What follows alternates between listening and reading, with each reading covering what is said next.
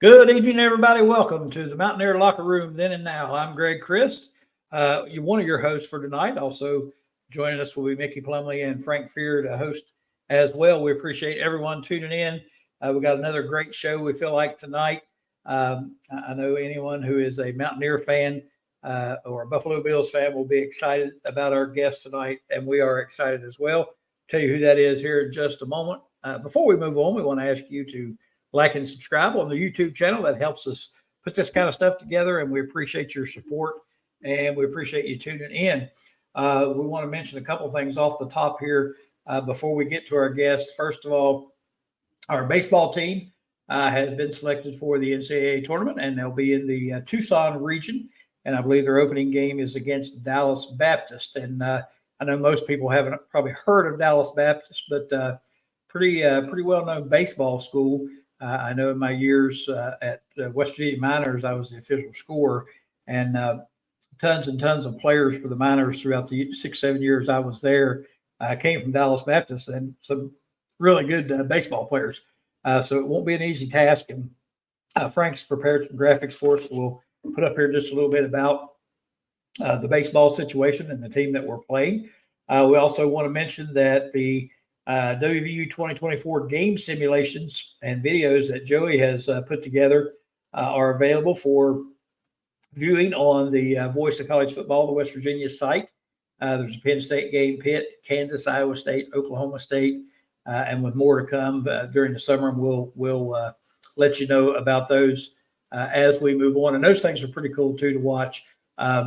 We watched the Penn State one, I think, before we did quarterback or with Pitt one. I can't remember which one we watched, but it was really interesting to watch it. Really cool the way they put that together with all the computer stuff that they do. Really neat stuff. All right, without further ado, we need to move on to our special guests that we have prepared tonight. One, as most of you know, was an All-American at WVU, second-round draft pick in the '83 NFL draft. Played in Buffalo for 11 years after that, two-time first-team All-Pro, played in 4 Super Bowls over his career, 1,252 tackles, 38.5 sacks, 17 forced fumbles, 14 fumble recoveries, 12 interceptions, 2 touchdowns, defensive touchdowns. In 2003, the 20th player to be named to the Buffalo Bills Wall of Fame, one of 26 players named to Buffalo's 50th anniversary all-time team. That was in 2009. You can see the other things there listed that Frank has put up: the 81-82 John Russell Award, 83 consensus unanimous All-American team in college, 96 WVU Sports Hall of Fame, 2011 College Football Hall of Fame, 2016 WVU Mountaineer Legends Society, 2021 WVU jersey number retired, one of just a few.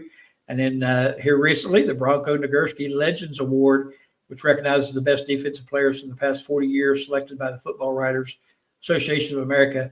The event was hosted by the Charlotte Touchdown Club.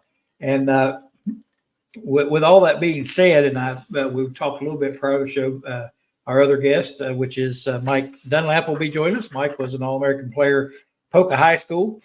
He's been in the media doing numerous live streams, podcasts, those sorts of things. Knows everyone and knows a lot about the sports world and the WVU sports world. We're tickled to have him join us as well. But without going any further, I want to introduce to you, if you don't already know this guy, Mr. DARRYL TALLEY. DARRYL, again, All-American at WVU, and there he is, magically appeared on the screen. How you doing? I just magically appeared. Yeah, good to see you again. Good to be seen. I think the last time we saw you, we were at Kegler's doing a show, and you were there signing some autographs, and we got the pleasure to talk to you a little bit there and get some pictures. That was pretty awesome for me anyway. And I know that everybody that was there enjoyed that. There we go. Well, that magically appeared. I didn't know that was coming. There's me and you sitting at the table. We had a good time up there. That was Frank's book signing that he did, and we had a great time at Kegler's with you and some of the other guys. It was a ton of fun, and we really enjoyed it. Also with us, Mr. Dunlap. I've already read you his bio. Mike Dunlap going to join us. Mike, of course, and DARRYL are really good friends, and we decided it would be a good thing to have Mike join us tonight to help with the discussion because, like I said, they're close friends. That always eases everything up a little bit when you got somebody that actually knows what's going on. Because I surely don't. The other two guys that help us out with this live stream, Frank Fear and Mickey Plumley, and I call them the other host, not co-host, but the other host. They're going to join us now. Frank, welcome, Frank. Great to be here. Mickey, good to see you. Looking good as always. And Darryl, we really do appreciate you taking some time to join us. This is an honor for us and very exciting for us.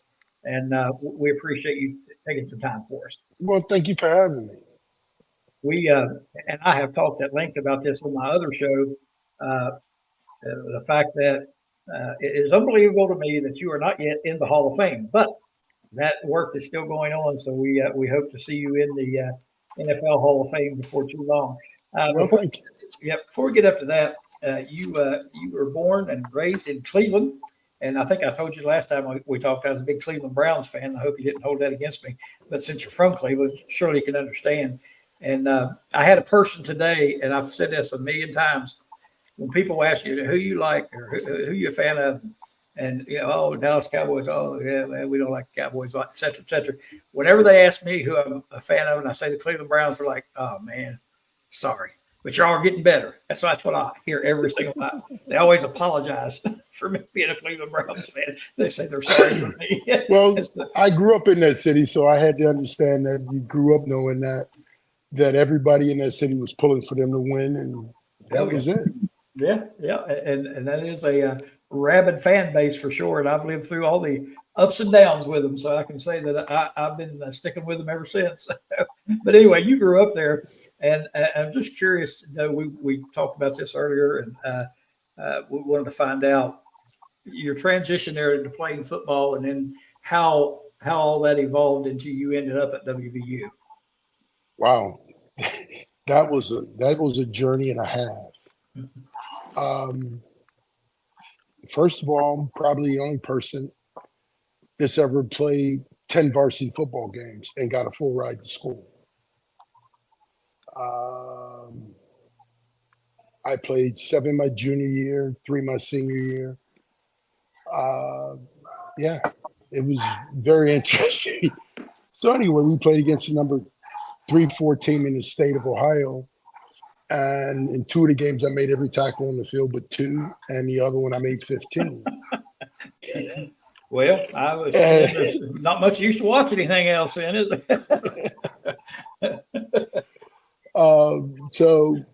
Gary Stevens, who was up there recruiting, I guess, Paz Derek from Garfield Heights High School, seen me in the game and was like, "Where have you been all year, son?" I told him I had a broke ankle. And he looked at me and he said, "You had a broke ankle and you're running like you run right now?" I said, "Yeah." He said, "Okay." And the next thing I knew, I had him calling West Virginia, Syracuse, Iowa State, and a couple of Mid-American schools call. And that was it. I made my choice up from there. What swayed you to WVU? What was it that drew you to WVU? You don't have to say anything about the money or the cars or anything like that. No, I never got any of that, so I can't attest to that. I didn't get any of that. Yeah, but it came down to West Virginia, Syracuse, and you're going to think I'm crazy when I say this, but it was 6-1 in Syracuse, and it was 10-1 at West Virginia. So I went to West Virginia, and it was 10-1. That's awesome. Awesome. Well, we are thrilled you did. I can say that for sure. I know every Mountaineer fan is glad you made that choice. And you talked, and we talked when you were on my show. We talked about the impact that Frank Cignetti had on you and your feelings about him and how he laid the foundation for the success at WVU. Well, you got to remember when you go back to the two years I would deem and turning West Virginia around again would probably be the 77 class and the 78 class, the start of that, because that was when we got in this huge influx of talent from the state of Ohio, Pennsylvania, and West Virginia all together. We had an influx of it come in that year, and the years right after that, 78, 79, 80. We had very good years of recruiting then, and we got majority of our guys in then. Well, I know I have a friend, not a close friend, but a guy from my hometown that played for Coach Cignetti. Tom Pridemore was the defensive back up there, and I know he speaks highly of Coach Cignetti as well, and felt like that was the second beginning. Of course, Mickey and Frank, we've all been back and visited the late 60s, early 70s foundation, and then I think that time period there definitely added to it and just kept it building and heading in an upward path, if you will. Frank, you want to jump in? I know you'd like to get a question or two in for Mike or Darryl. Yeah, I'm glad that you followed that up, Greg, because Darryl and I have talked about this before, and that is the contribution of Frank Cignetti. Of course, he went on for great things at Indiana University of Pennsylvania, had a great record there. After he left WVU, it is in the College Hall of Fame. But what I'd like to ask, actually, you and Mike, you guys go back a while. You're very good friends. In fact, those people in West Virginia and elsewhere who know of Mike know that he's been through some rough times, and I have a photo here of you two together while he was in the hospital. There it is. That's in Cleveland. For those of you who need to know, Darryl's on the left. And Mike's on the right. We're still both bald-headed. But that is a great picture. So Darryl, talk about Mike, and Mike, talk about Darryl. Well, here's the thing. What you got to look at when you look at Mike is you're looking at a guy that is giving you his all. He's giving you everything he's got every time you see him. I mean, here's a guy that is fighting for his life, but yet and still would rather be doing something to help somebody else. Yep. So think about what kind of person that is. Why wouldn't you want to be associated with that type of a person? Somebody that's unselfish as that. And he's, Mike has gone through a lot of things. We just had a really good good time at the Greenbrier. I'll let him tell you about that, maybe. I don't know if we can tell that. I don't know if we can tell that, Darryl. But we needed each other back and forth. I mean, it's just a good camaraderie type of deal. And it's really good to find somebody that's like-minded that thinks similar to the way you think. Thank you, brother. Not a problem, bro. Yeah, the picture of Darryl with me in the hospital, I was in bad shape. I just had a kidney transplant. And Darryl's mother still lives in Cleveland. And he said, I'm coming over. Do you need anything? And, I said, I'd like to have some cherries. He brought me about a 3-pound bag of cherries and some watermelon. And but it's always good to see Darryl. I'll tell you, he's very selfless himself, very humble for what he's accomplished. But I give you, when I left Cleveland the last time after my bypass, they put me in a nursing home. And I called Darryl the next day and I said, Darryl, you need to come and get me. He never asked anything except where are you at? And he would have been there in a heartbeat if he could do it. So proud to call him friend, more than a friend. We've had some great talks about all kinds of issues, race, college football, things happening in the NFL. Darryl's never failed to check on me. And most people don't know, but Darryl was a nurse before college or after college? Before college, wasn't it? Before college. Yeah, before college, out of high school. Out of high school. So he knows what we're talking about when we say these medical terms and stuff. He calls mom, and just loves on my wife. I mean, it's all good. He's been here and had mom made him biscuits and gravy. So he's part of the Been having family. fun, Yeah, part of just the family. living life. Yeah, that's You know, awesome. one thing I wanted to add to Darryl when he was talking about coming up through football. Most people don't know that as a junior, Darryl was 5'6". Right, Darryl? Junior in high school, yeah, I was Yeah. 5'6". Wow. That's why I say I'm perhaps the most unique person that you'll ever meet, because I grew from 5'6" to 6'1", and I had a broke ankle at the same time. I moved the crutches up, didn't tell my mom about it or anything.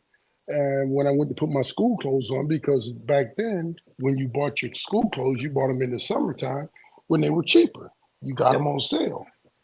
So I bought my school clothes for the following school year, and I went to put them on. My mom, and you guess you wear shorts to school today.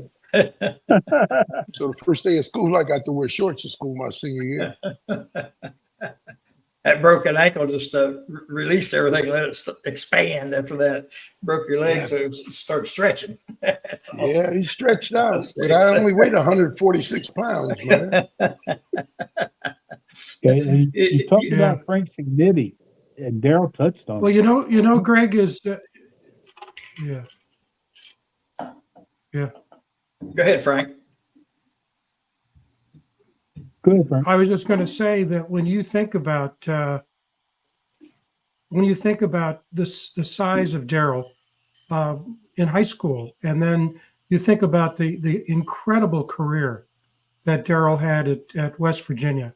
You know, when you think about that list we went over that Greg talked about, I don't know anybody who's had the accolades like this. When you think about it, what more is there really in terms of a collegiate player to have your jersey retired, to be in the College Hall of Fame, to be in your school's Hall of Fame, you know, and now to get another award that's coming up, which is, I think, is great. Darryl, Greg and I have always talked about this since we've known each other, and that is, boy, when you're making a list of WVU football stars, if DARRYL TALLEY isn't number one, and I'm not disparaging anyone else, because, you know, people like Gino's had a great pro career, but when you look at college and pro together, and then you add the what you did with the Bills, and you know this, Darryl, obviously you lived it. The first couple of years at Buffalo were tough. Wasn't a winning team at all, but you laid the foundation there too. And look at those numbers. Look at those numbers. And also look at how Buffalo did when you got traction.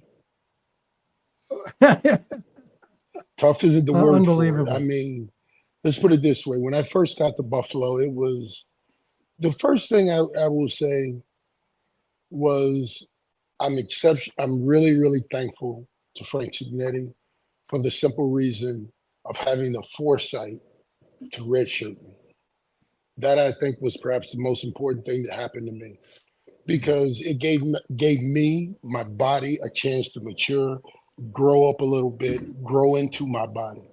So now I wasn't just a little skinny string bean at 165. I was 167, 168, but I had some strength now.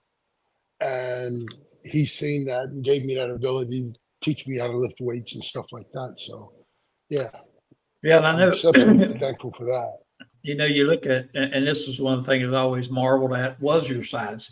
I mean, you were not, I don't think, considered big by any standards. You got bigger as time went on, but your speed and strength obviously were the things that made you such a prolific player. And you just look at those pictures Frank's putting up there. What a body! I mean, you just see the strength, and you know, you're not a huge guy, but you were fast and you were strong, and that made all the difference in the world. What Frank was alluding to, I was telling him the other day, I'm working in Morgantown now, and I drive to Bridgeport, Ohio every day after work, and I always listen to the talk show from WVU, Tony Creed and those guys do. And they're always coming up with, you know, your 5 greatest Mountaineer players, or if you were going to start a team, who would you start with? You get the first pick, and on things like that. Just about every week they do one. And I told Frank, there's not been one yet that I've listened to that Darryl Talley wasn't the first pick in all of them.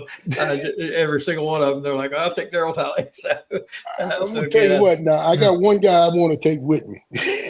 That's going to be Oliver, because I'm going to make sure I got somebody I can yell at on the other side.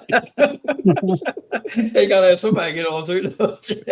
Talk about, you mentioned Oliver, talk about your experience at WVU and maybe some of the teams and maybe some of your bigger games that you played in.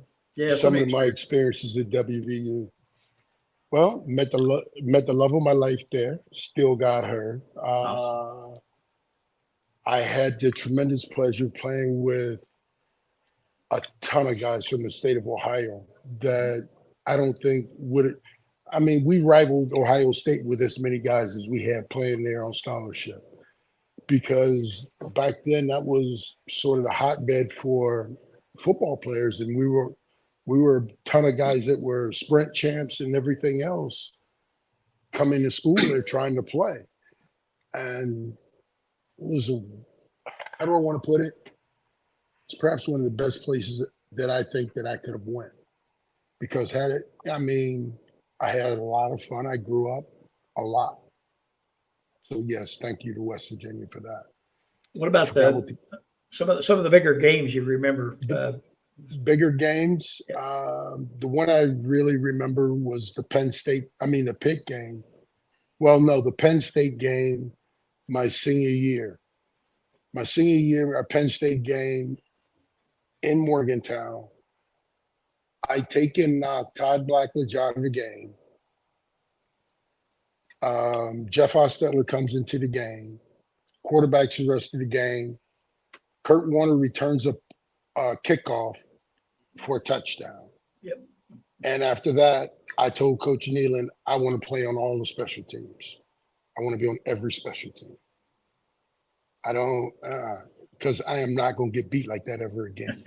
So that was what my meaning was behind that. Right.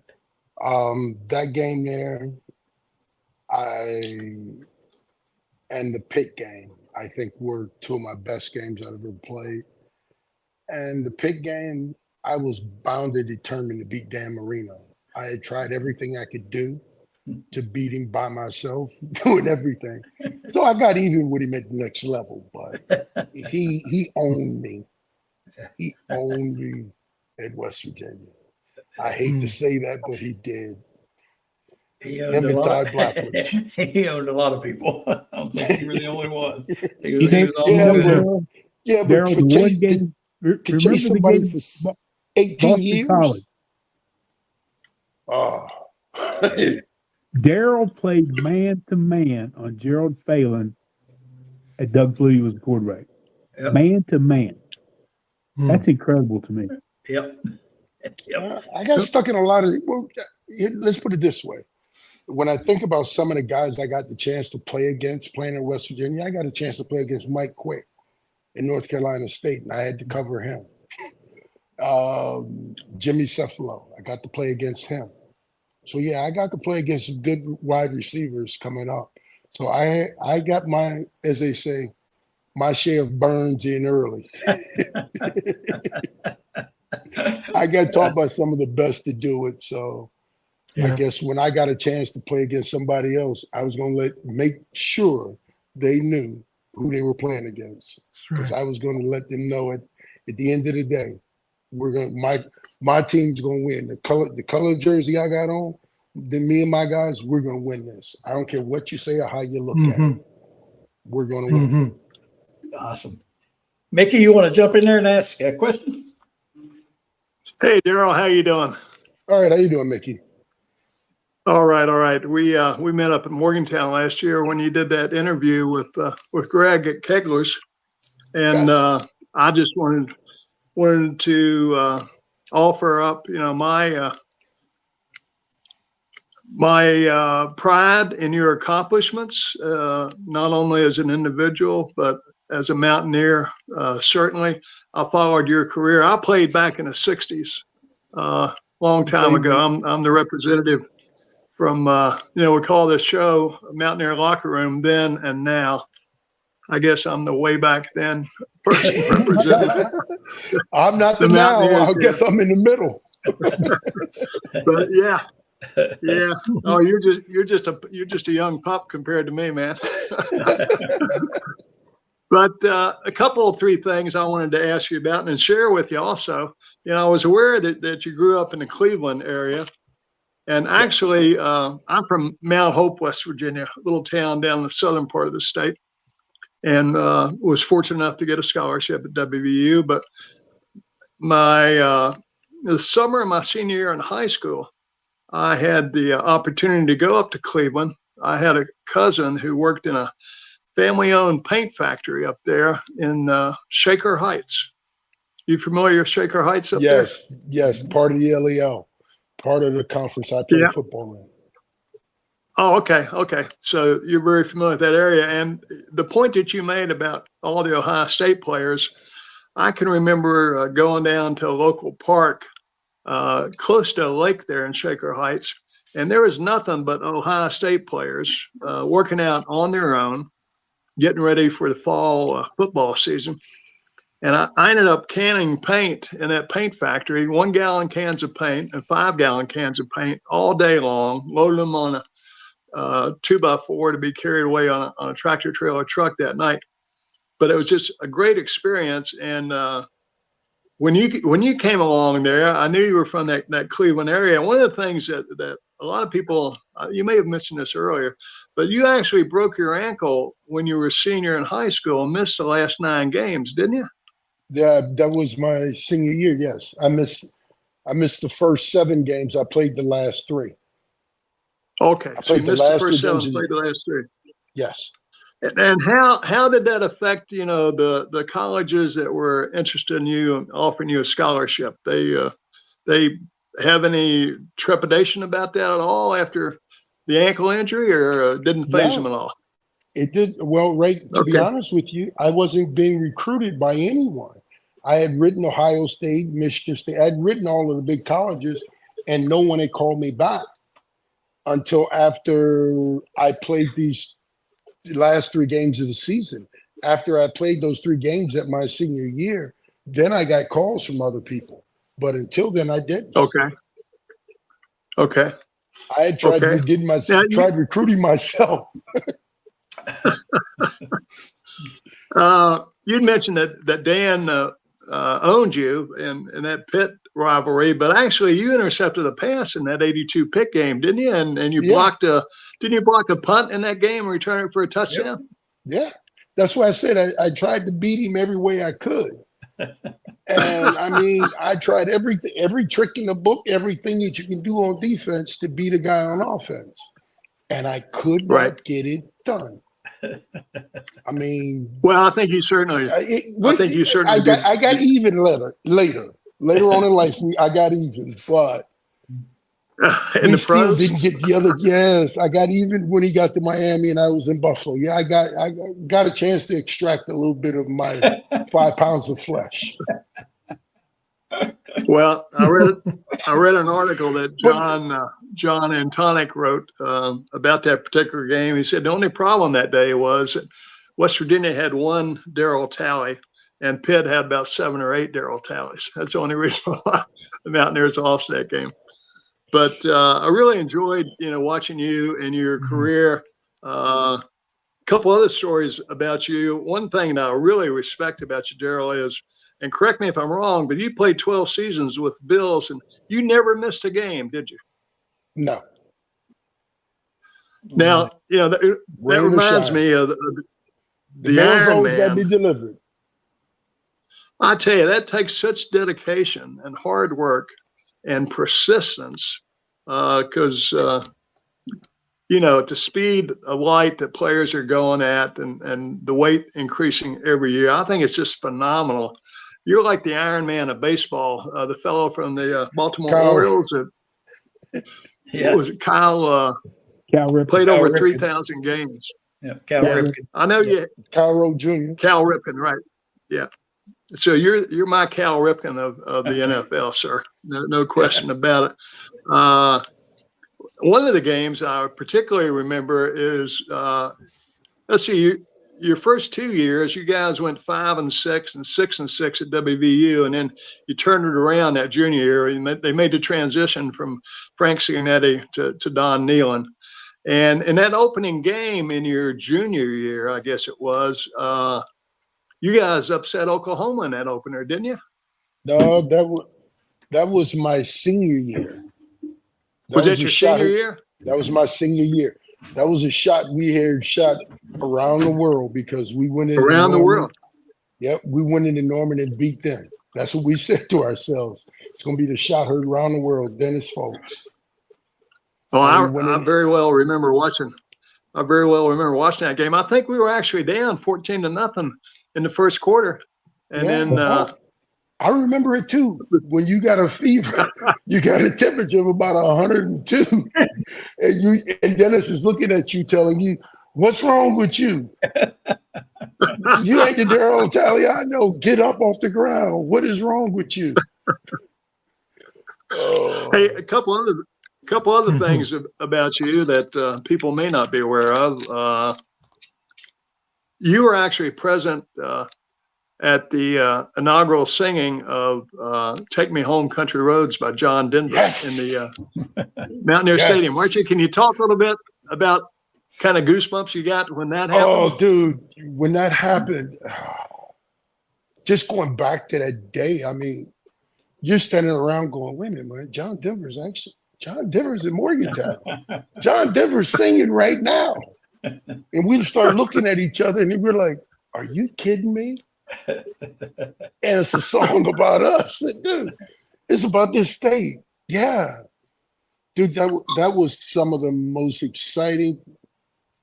I've had a couple different exciting things happen in my lifetime. That probably is number 4. Number 1 was my 2 kids being born. The other one was Whitney Houston singing the national anthem, my first Super Bowl, and that one. Wow. Oh boy, those are what great memories. What great memories. No question about. And one other thing that I think I read this about you. Aren't you a cousin or he's a cousin of you, Derek Jeter? Are you related to Derek Jeter? Yes, I am related to Derek Jeter, and I'm related to Gary Jeter. They played for the Giants as well. Oh, wow. Amazing. Bloodline. So that athleticism, that natural athleticism is just in the bloodline there, huh? Yeah, I think so, because I got some other ones that are up underneath my tree that I didn't believe was there either. So, you know, DARRYL talks about that Oklahoma game. I said that brings back, I know, for fans like myself, so many good memories. I remember when they were at Oklahoma, I was at Glenville State. I think I was a sophomore or junior in college at that time. And of course, the games rarely were on TV. And we were in Glenville, so we didn't have cable or anything like that. So me and a couple of friends had to listen to it on the radio. And I remember jumping up and down on the beds, screaming and hollering all during that Oklahoma game, and how wore out we were after the game was over. I know DARRYL was probably almost as tired as we were because he was sick. But yeah, what a memory that was. That was exciting stuff. Absolutely. And oh yeah, and I know every Mountaineer fan remembers that if they've been around long enough, they absolutely remember that game and how exciting that was for the whole state. That was pretty awesome. And DARRYL talked about seeing John Denver. I happened to be able to make it there to see that as well. That was an awesome day. Beautiful day and sunny day, and it was a lot of fun. So yeah, we all remember those things. That's the thing. Mm-hmm. You went, you got drafted by Buffalo, and I know how players are today. And speaking of that, going back just a little bit, never missing a game in those years is unbelievable. And I've talked to one other person that I can think of who accomplished something like that. It was Ron Yeary, who's in the Hall of Fame, played for the Vikings, and I think he played 15 years without missing a game. And I just find that amazing, especially in today's when you look at today's athletes and what goes on. I mean, they get a sprained finger and they're out. I mean, it's unbelievable And if somebody my age to watch that, just go, nah, that's not the way it used to be. But Darryl, just on that topic, before we get to Buffalo, what's your thoughts about today's game and today's players and the money and all the stuff that's going on in the NFL? Everything is going on right now. It's what's actually probably been going on throughout all of sports history. I mean, before that, you had boosters and stuff doing things like that. So it's just now they're putting all the cards on the table, letting everybody have a fair whack at it, so to speak. So they're putting everybody in NIL. So now you can see where everybody's getting what, who's getting what, how much, and everything else. So with that being said, that sort of brought that out of the dark ages into the present day. Yep. So what I think they've done is created themselves their own minor league system, and they didn't really intend to do it, but they did. Yep.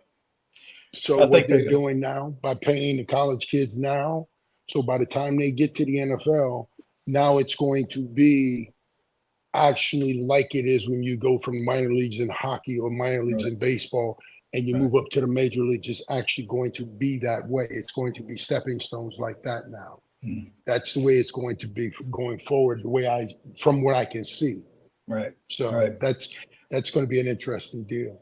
Do you still watch the NFL closely? Watch every week.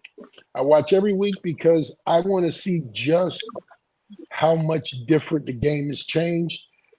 And because, quite honest, I went from a forearm player to a hat and hands player to a guy playing in space.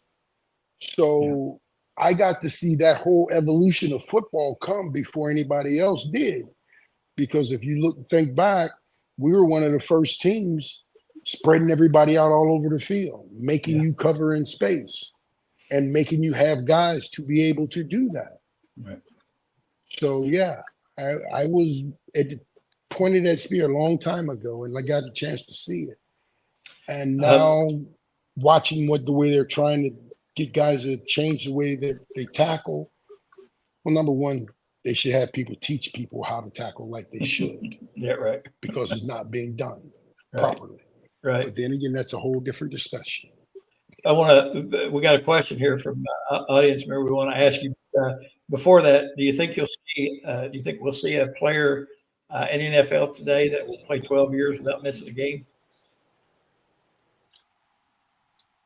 Beg your pardon? I say, looking at the 12 years there in Buffalo without missing a game, do you think we'll see an NFL player today that can last 12 years without missing a game? No. I don't think so either. I'm glad you said that. I don't think we will either. I find that amazing, just with the physicality and the. I really didn't. I didn't miss a game in Buffalo. The first game I missed would have been in Atlanta in my 13th year. Wow. And I could have played in the game, but we were playing against, who was it? Because they played a run and shoot. No, it wasn't the Browns. Okay. It was somebody with a run and shoot offense. I can't remember. I was going to say it was the Browns and they were terrible, so they didn't need me. I thought that's what you were going to say. Nah, trust me. I grew up in a mistake on the lake now. Wait a minute. There's a few things that I can call it now. There's a few things now. I am from where I'm from now. I am a Buckeye. I'm that nut you cannot eat. So, yeah. Well, the question somebody sent in was, wonder if Darryl knew my roomie from Cleveland, linebacker Joe Cater, I think is the way it's pronounced. I don't know if Joe Cater. Cater, Kader. No, may not say that I may not have met him, but I don't know him. No, I can't say that I do. Frank, you want to jump in? You've been awful quiet over there. We'll get you involved here a little bit. Well, I'm enjoying the conversation. I was thinking as you guys were talking that, those of us of an age saw Darryl play, and we put together a little video, not long. Yeah.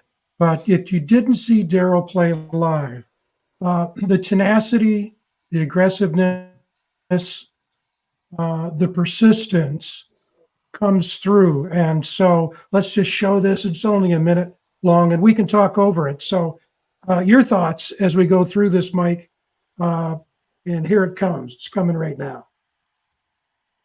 Number 90. You know, number 90. You know, I would And go then up there 56. in the early 80s and watch Darryl and just was amazed. One of my heroes. The game I remember most is a tight end come across the middle, and DARRYL Talley just about cut him in two. Do you remember that, Darryl? Yep, I know exactly who you're talking about. The kid from East Carolina. Yeah, and The only thing hit the ground was his head. yeah.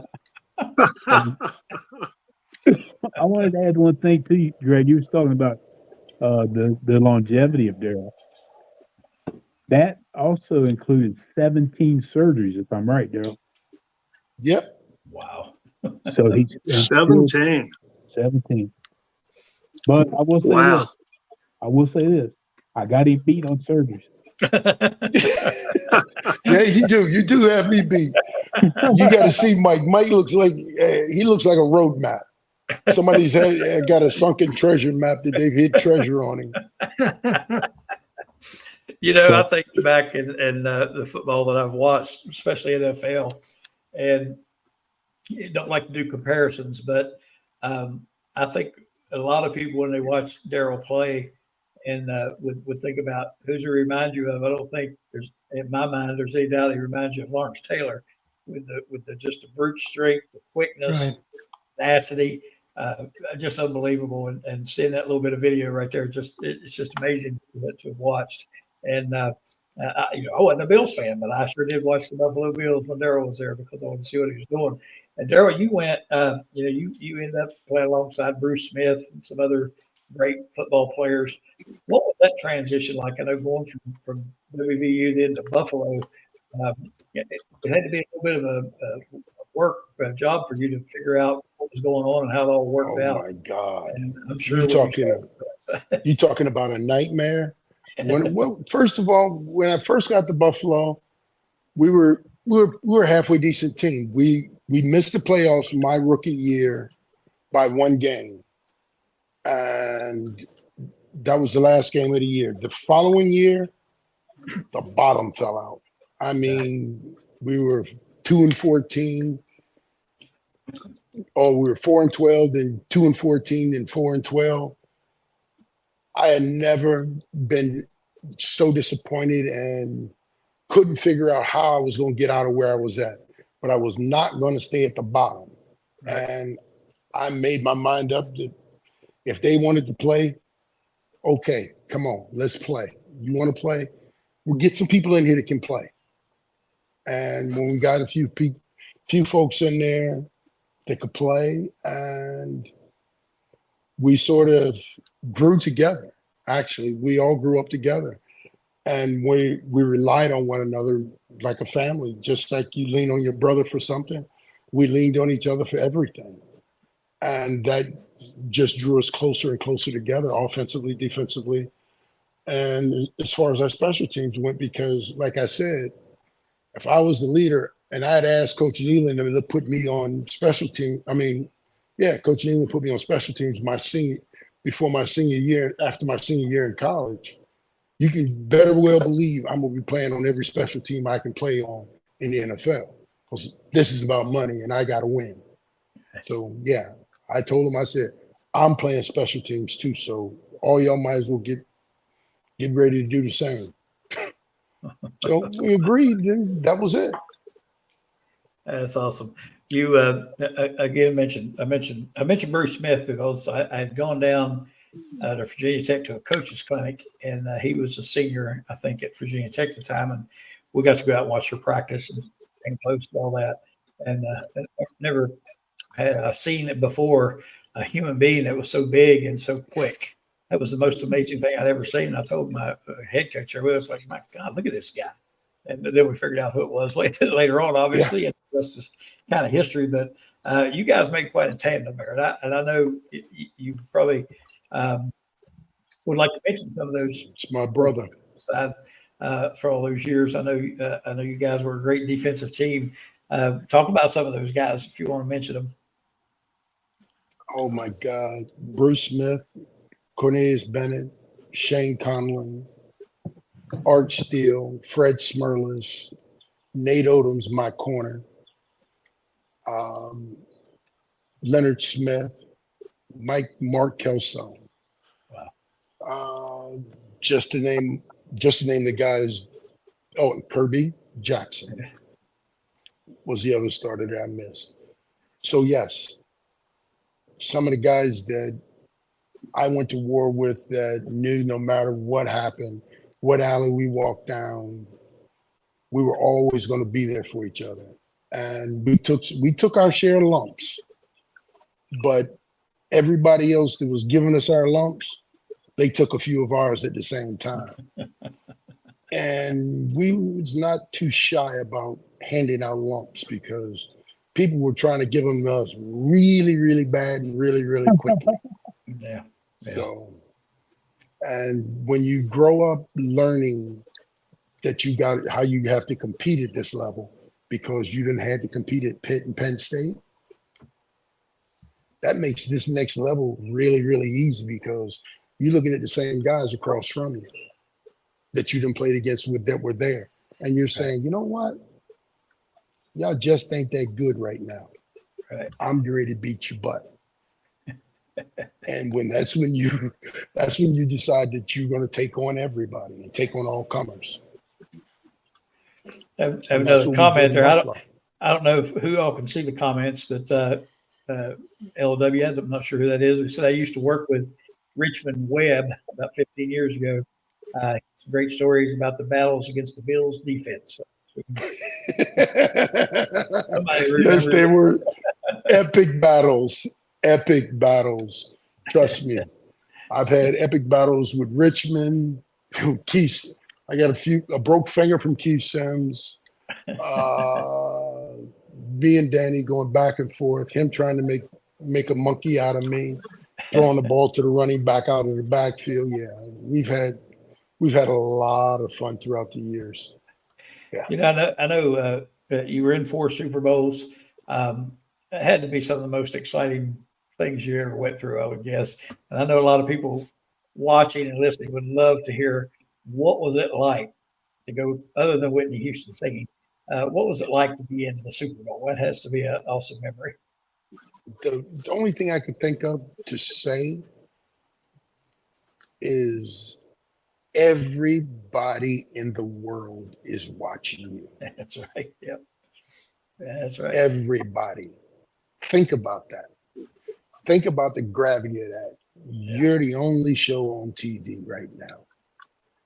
You're the only sporting event on, and they're watching you.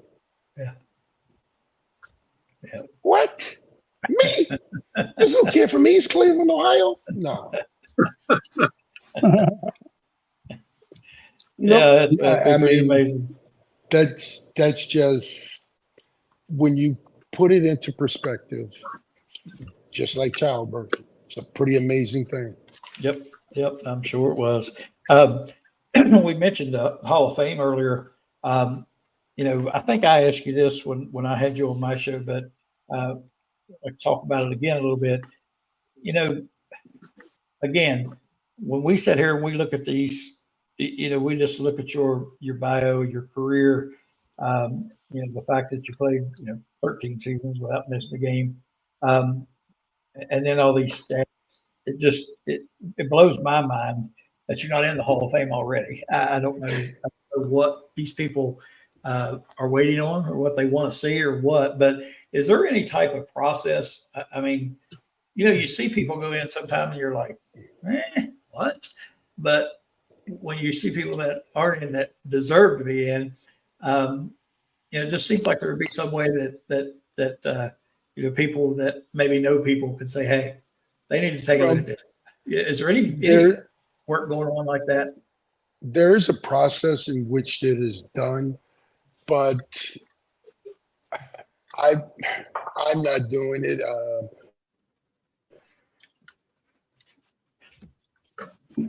The processes that people go through to do that is no. But in your case, Daryl, they have a senior committee. Hello? Hello? Senior. Hello? I'm sorry. You're there. I We had a got, call. we got you. Yeah, there's actually 4 subcommittees. Okay, for no. the whole thing. I'm trying to figure out what was. The one committee that Daryl falls on, players after 25 years, then fall under the senior committee. 20 members. Probably the best known guy on there is Bill Polian, I think. Vic Carucci's on there, the voice of the Buffalo Bills. And I think one of the problems, if I may say so, is that the sports writers now are so young that they don't recall Daryl. And if you watch any, and correct me if I'm wrong, Daryl, all the guys from the Bills that went in, Kelly, Thurman Thomas, Bruce Smith, Andre Reed, am I missing anybody? No. In their speeches, every one of them called out Daryl as basically the straw that stirred the drink. In the locker room, on the field, etc. He was the unsung hero of those Buffalo teams because Daryl, he don't bang his chest. He's as modest of a guy I've ever met. And I can give you some examples. Tex Williams has his big dinner every year. And I was lucky enough to go in that Hall of Fame. And Daryl came in to be there for me. Yeah. Daryl stood up for everybody that Tex introduced and clapped. Now, if you've ever been to one of Texas things, it's not a short event. I was there all day long. Yeah. And, that says something about the man right there. Yeah. He just, he's just so humble. I can't express that enough. And even in the NFL, there was no showboating. Make the play, go to the sideline. No cutting your throat, Xing and all that stuff. And, but watch those speeches and see what they all have to say about Daryl. Yeah, and I'm not so sure that the media, the media don't have a lot to do with that as well because, they want the guy jumping up and creating controversy or being a loud mouth. That was the thing. Yeah. That was the thing. There was a push back in the day against Billy White, Hughes Johnson, and everybody doing the sack dances and Mark Gastineau and stuff like that. So they cut it out. They made it the no fun league. Yep.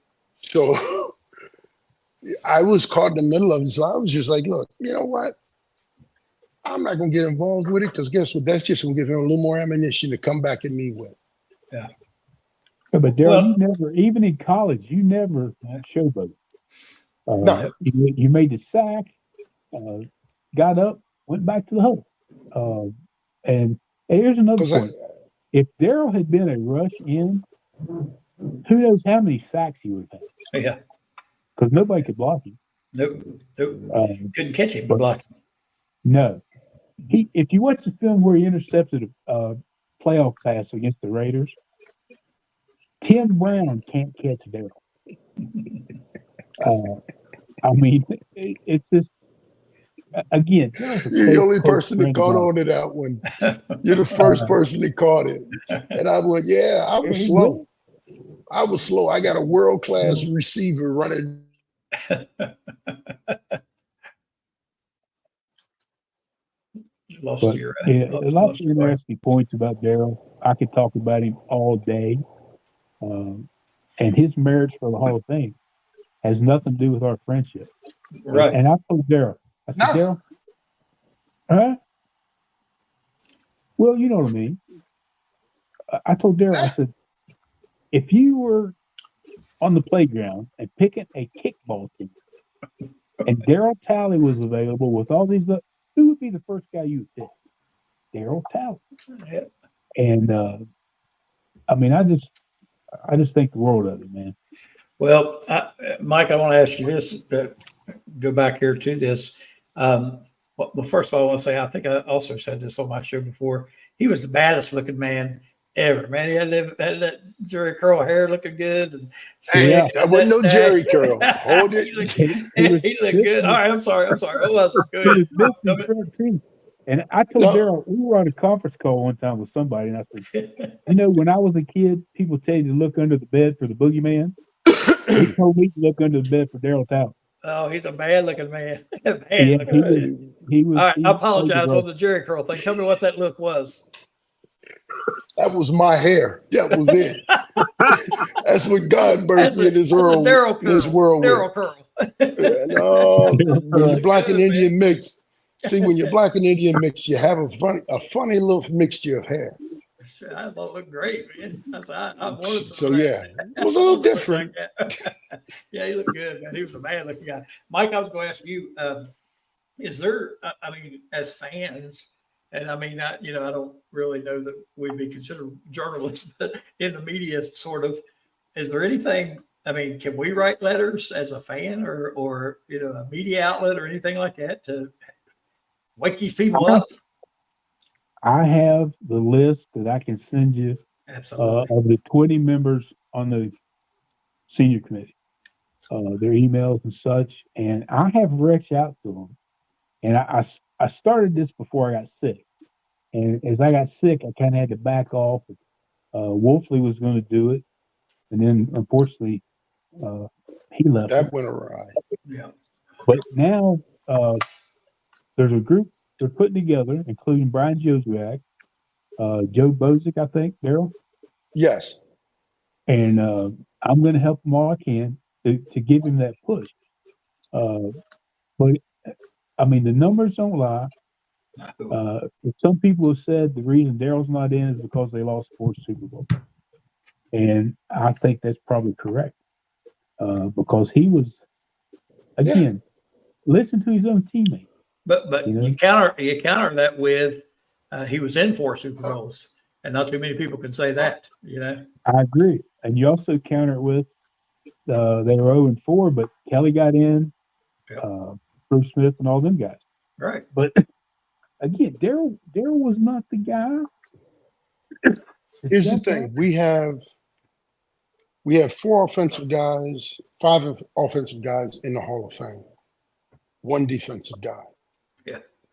Yeah. So and if anything stands out, is, anything stands out about those teams, it was the defense. I've always thought it was a great defense. Yeah. Yeah, they were tough. We had a really scary offense, but the thing is, they were just as scary as we were. They were as scared of us as we were of them. Yeah. So we didn't want to get on each other's bad side. Yeah. So. Yeah, but those teams defensively. How much did the atmosphere around Buffalo change when Jim Kelly finally got to the league? Oh my God. When Jim first came back, that was 1986. Thank God. Because he brought Kent Hall with him. My brother from another mother. That was huge for us because now we no longer had to go looking for a franchise quarterback. We had one. And that was the important part about that deal because now we had a quarterback and a center. Well, anytime you build a football team, what's the way they tell you to build it? Right down the middle. Oh. So we had football, we had a center, a quarterback, and a linebacker right down the middle of the field. So we had everything we needed. Most people don't realize that Daryl and Kelly were in the same draft class. But Kelly went to the USFL, right? Yep, that is correct. Yep. Let's jump back to college football here. Just we're getting our time is starting to draw near, so let's talk a little bit about we talk about the then and the now. I don't know how much attention, Daryl, you pay to WVU football now. I'm assuming you watch intently and stay in contact with people and that sort of thing. What's your thoughts about I know we have our thoughts about the Mountaineer football program as it is right now, and Coach Brown and what's going on up there with WVU. What's your thoughts on that? Well, I think Coach Brown's doing a really good job with what he's got right there. Mm-hmm. My question is, where is he finding most of his hot pools of talent at? Are they getting their stuff from are they getting kids out of the portal more so, or are they trying to recruit kids out of high school? Because there's two schools of thought. So I'm just curious to which way they're going there. But from what I can see, I think he's built a very good team-oriented team from what I can see from being around the guys when I was around them. They're all very much interested in the success of the next guy instead of everybody worried about me. So yeah, I think that's a really good thing that he has guys that are thinking more of a team instead of just about I. Yeah, I know we all feel pretty confident in what he's doing and in the direction he has things heading in. And we're in the NIL era now, and I know all that's getting ready to change again here after this lawsuit and some of that stuff. I got to ask this question. I heard a discussion yesterday about the Dan Patrick show, and they were talking about Bill Walton. They actually played an interview they had with Bill Walton about a year ago, and they asked him if he were playing now. Or they asked Kareem Abdul-Jabbar, if you were playing now, what kind of an NIL deal would you have gotten? And Kareem said, I would have gotten Europe. And he said Bill Walton would have got South America. So Darryl, I'm going to ask you, if you were going into football right now, how much NIL were you going to be dragging down? Oh my God! We'd all buy me in a new car. Let's put it this way: I'd just be happy with the state. Yeah. Say Ohio or say West Virginia. I might take a piece of both. A little bit of both. There you go. I couldn't be partial. I'd have to take a piece of both. I know it has to be mind-boggling when when I think about that, I would be like, what would that look like? I don't know. I can't wrap my head around it because I have not seen the different type. I've seen some of the types of NIL deals these guys are getting. Yeah. And I'm like, holy shit. So yeah, that's why I say they're getting ready to change and become a farm system. Yeah. For the NFL. Yeah, that's what it sounds like. And I think, I don't know any other way to do it, to be fair, to make it an even playing field for everyone other than somebody's got to control it. It's out of control right now, and somebody has to control. I know you would have made a nice living. You probably never would have left WVU because you've been making so much money. So you might not have had any. Nope, I'd have stayed. You've been there for 20 years. I would have never left. I'd have been telling no, I got a couple more years of eligibility. Never missed a game either. Nope. Frank, you and Mickey have anything to wrap up with these two guys? Go ahead, Mick. Well, I had one final question for Darryl here. A lot of teams and a lot of individual players have nicknames. And I know that, Darryl, you had a couple of them. Folks used to refer to you as Spider-Man, right? Yep. And you're the only player I know that actually had three nicknames. You were also referred to as the Duke of Awesome, weren't you? Yep. Duke of Awesome. And finally, the Hammer, right? I remember that. Yep. The Hammer was one, and the Tallywhacker was the other one. I remember that. Well, that was my final question. Is not only did you have those nicknames, but you had your own cheering section, and they were referred to as the Tallywhackers. How in the world did that come about? I have no idea. The whack part came about because of Coach Gary Tranquil. He looked at me and he said, every time I see you, you go whack, and the guy gets tackled. Okay. Calling you whacker. And that's where it came from. Well, hey, it's a real pleasure having you. Thanks for coming on the show with us tonight, Darryl. A lot of respect, a lot of love. Enjoyed it. And I'm going to refer to you as my brother from another mother also, since we share the same alma mater, buddy. You got it. Frank, anything you'd like to follow up with? Well, I've really appreciated the going back and forth and the comments. And I was just thinking that we all obviously support Darryl for the Hall.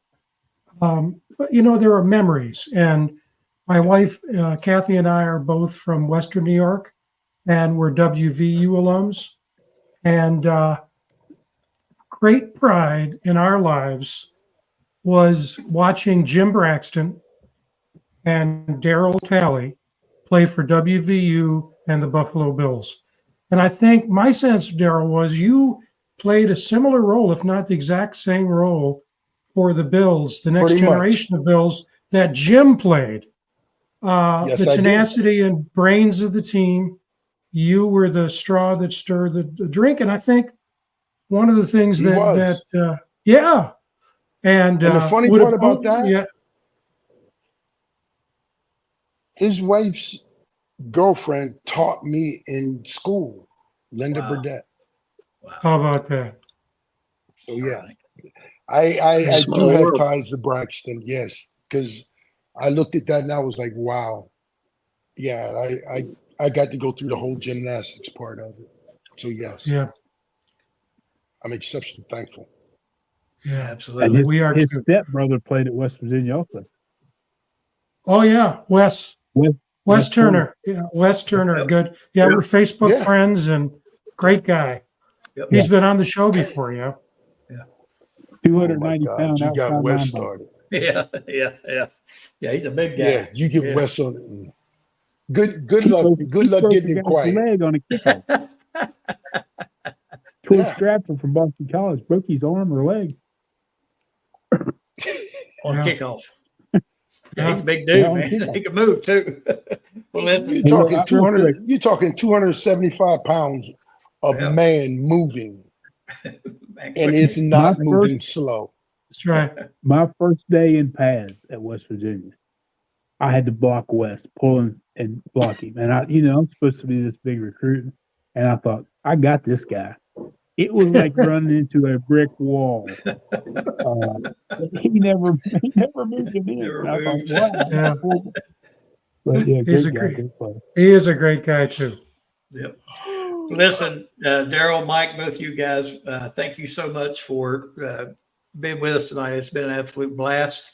And I hope, beyond hope, that we can do this again, because I feel like we could sit here and probably talk another hour for sure. And we appreciate you more than you guys know. So we'll definitely be in touch and have you guys on again. Thank you again for your contribution to our show, and just hearing your stories. It really is uplifting, and we appreciate both of you. Mike, you take care of yourself. Darryl, good to see you again. You guys, we appreciate you again. Thank you so much. Not a problem. Thank you, Take it guys. easy. All right. Bye-bye. Take care, guys. Wow. What do you say, Darryl Talley and Mike Dunlap? Whew. I could sit and listen to these stories. That was great. and Mike knows a lot of inside stories that we don't know. And it makes it even more interesting to get him involved with it. So a lot of fun. Lots of fun. Yeah. Yeah, that photo I put up, with Darryl and Mike together is one of my favorites. And That's nice. those people who know Mike know that thank God he's still with us. He went through a Absolutely. series of Oh, my gosh. unbelievable interconnected Yep. circumstances, and we were just scared to death we were going to lose him. But Darryl is again, you can get into trouble by making lists and putting people in order 1, Yeah. 2, 3, 4. But for my money, I'll speak for myself. Take the shots. Is when you look at the numbers, no one did it better than DARRYL TALLEY. No. Period. And if you go back and watch, get on YouTube and watch some of the old games that he played in and just focus on him and watch him, unbelievable. I mean, never took a play off. He was always right in the middle of it. If he wasn't totally destroying it, he was in the middle of it and chase people from sideline to sideline and catch them. He was just amazing to watch. And Frank, if you will, we need to reach back out to Mike and get that list of those folks. I would gladly send an email. And not in any butthurt fan, but just say, hey, we got a guy we really think deserves this. We think you need to take a look at. Maybe it's just been an oversight, that you got to look at this guy's career and how can you keep him out of the Hall of Fame? It's just and like anything else in life, Mickey, you know this. If you want to make it happen, you got to get active. We've tried to do the same thing for your old ball coach, Jim Carlin. I think we've been there 4 times. I'm trying it, and it's just so far it hasn't happened, and we just got to be persistent. Yep. Well, maybe we should follow up. Perhaps we could follow up with Mike and get those email addresses of the selection committee. Yep. And Frank, if you can get those, I'll send them to all the 69 Peach Bowl team members, and we'll all send an email in. Absolutely. Yeah. Absolutely. Yeah. The one thing I failed to mention to both of you guys is that about Mike is that for a while, I'm not sure if he still is, was the chairperson of the West Virginia chapter of the National Football Foundation.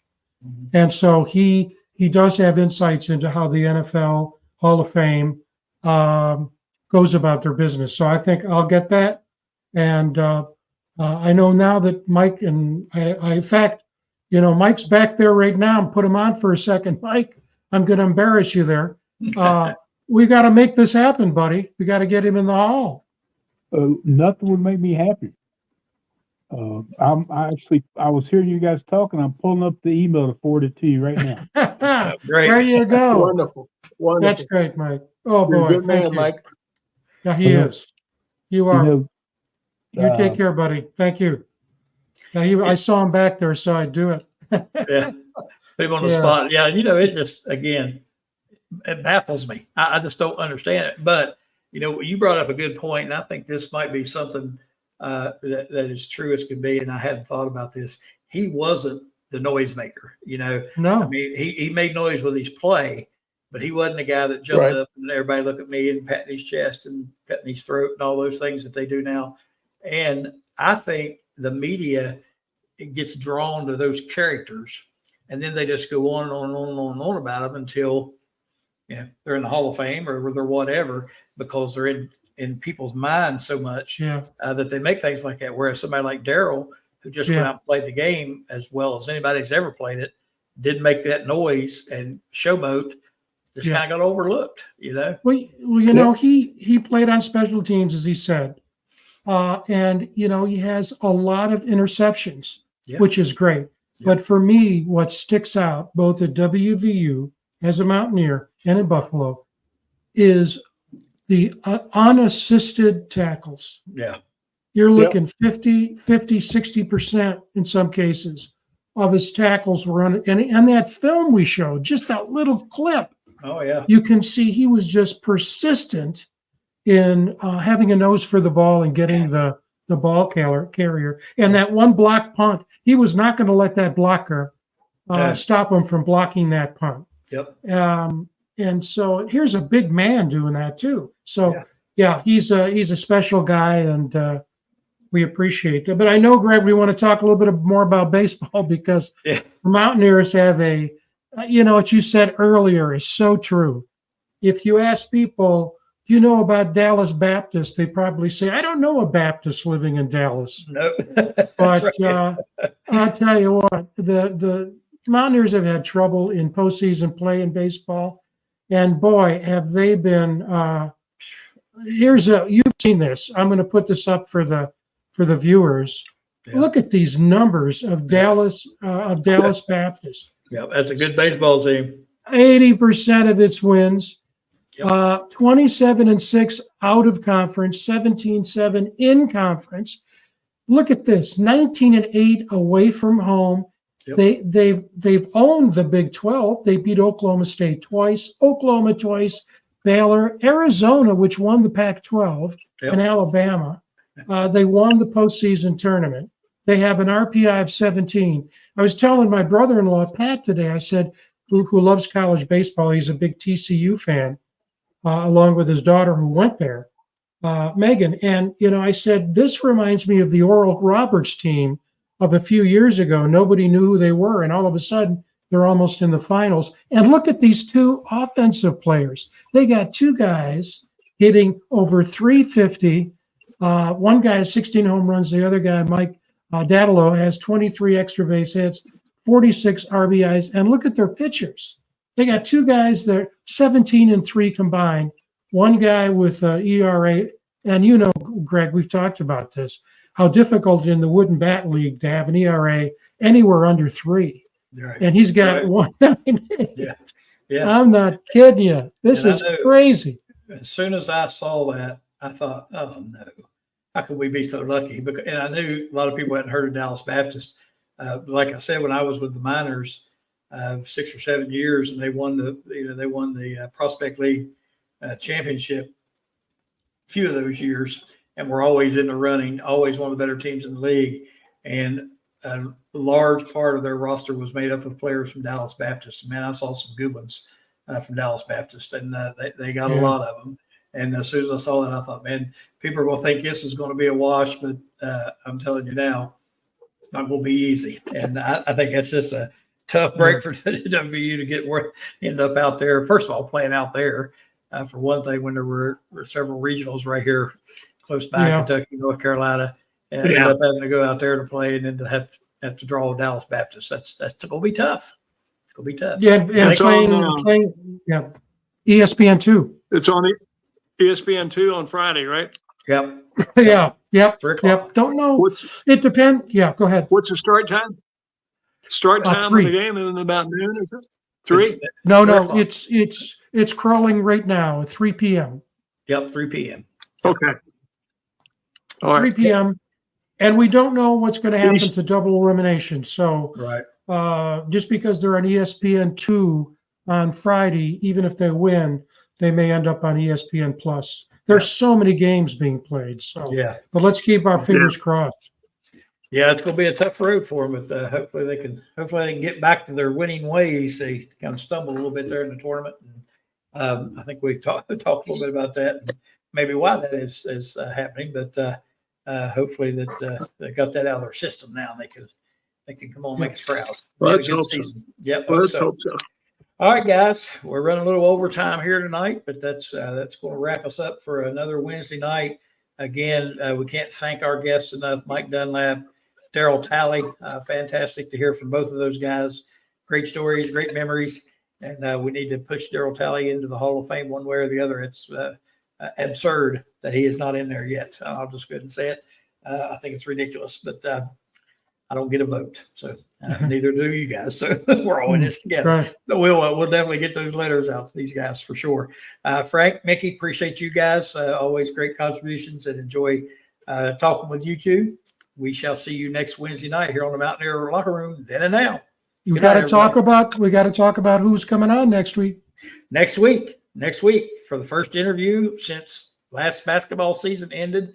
Josh Eilert and his wife, and I've lost her name. Brandy Eilert will be on the show with us next week. I know you want to hear that. Make sure you tune in. The first interview since being let go at West Virginia. We're looking forward to that. So tune in for that next Wednesday night at 7. Again, thanks everyone for watching tonight. We appreciate you. We appreciate our guests, and we look forward to coming to you again next Wednesday here on the Mountaineer Locker Room. Then and now. Good night, everybody.